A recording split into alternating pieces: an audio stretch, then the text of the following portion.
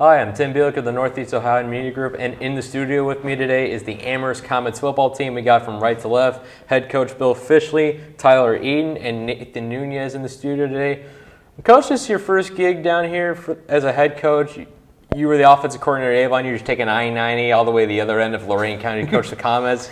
Any nerves coming into your first season as a head coach? I think there's nerves even if you're the first year head coach or, doing it for 20 or 30 years. So there's definitely some excitement, nerves, and definitely some nerves on, are we actually going to be good and can we turn this thing around?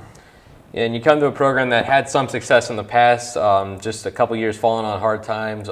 What are you doing to try and, change the culture of the program? Well, I think you hit on the hit on the head that we're trying to change the culture. We're trying to have a purpose, goals, an up-temponess to the practices, and some excitement going on throughout, anything we do as far as lifting or practicing or just a meeting. We're going to have some excitement in there too.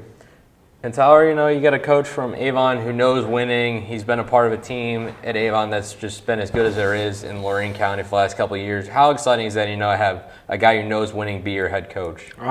It's pretty exciting. Coach, he's bringing a lot to the table, especially with our camp days. We're utilizing them well. We got a lot done with these camp days, and we haven't even started practice yet.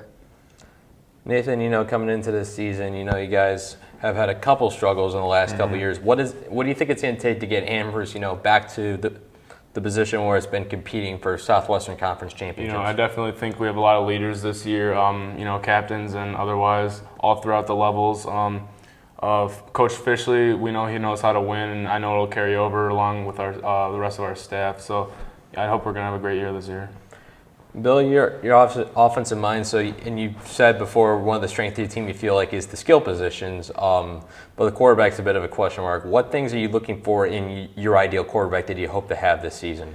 I just want a guy that's a field commander. It doesn't matter if we're going to be throwing the ball down the field, if we're going to run the ball 90% of the time. I just want a guy that commands the offense and everyone looks up to. Because, in the past I've played with guys that are 5'7", 150 pounds wet, and so they didn't have the skill sets that you might want to, but they still commanded the huddle, and we had successful seasons with those type of kids. Tyler, coming this season, what's the biggest expectation you have, the goal you kind of have, you being part of a leadership team that's helped trying to turn the team around after a couple tough years? Basically, my expectations are that everyone knows their assignment and worries about themselves and just does their job, does their 111. All right, Nathan, the old cliche is obviously, you treat every opponent the same, one game at a time. But as a player, is there any game in particular that you're looking forward to the most this season? Oh, definitely the first game. That's what sets the tone, and hopefully we'll get out and, hit them hard, and it'll carry over the rest of the games. Bill, I'll get you out here on this. As a first-year head coach, what do you look for in terms of how you define success in the first season?